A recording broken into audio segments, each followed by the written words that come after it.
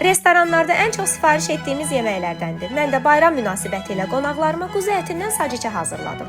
Əvvəlcə sacda quzu quyruğunun yağını çıxardıram. Xırda doğradığım əti bura atıb, biraz qovurub tel-tel soğan qatıram. Ağzını bağlayıram ki, biraz tərləsin.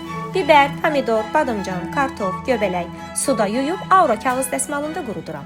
Aura mənim mətbəxdəki sağ əlimdir. Sac içində tərəvəzlə ətin çox su verib dadlarının bir-birinə keçməsini qəti sevmirəm. Ona görə də hamısını ayrı-ayrı qızardıb yığıram. Amma qızardanda da tam bişirmirəm. Ümumiyyətlə mənə görə tərəvəz tam bişəndə həm gözəlliyini itirir, həm də dadı qaçır. Göbələyi də qızmar yağa atıram ki, qaralmasın. 4 yerə bölürəm və salam. Lazım gəlsə biraz bitki yağı istifadə edirəm. Ən sonda ətə xırda doğradığım pomidor əlavə eləyib, duz istiotunu qatıb tərəvəzlərlə qarışdırıram. Süfrəyə verəndə kənarına qatlanmış qızarmış kiçik lavaş düzüb üzərinə göy əti səpirəm. Menyularda toyuq, bəzən həm toyuq, həm də ətlə sac işi görürəm.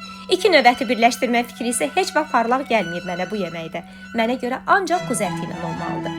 Bəs siz sac içini hansı ətlə sevirsiniz?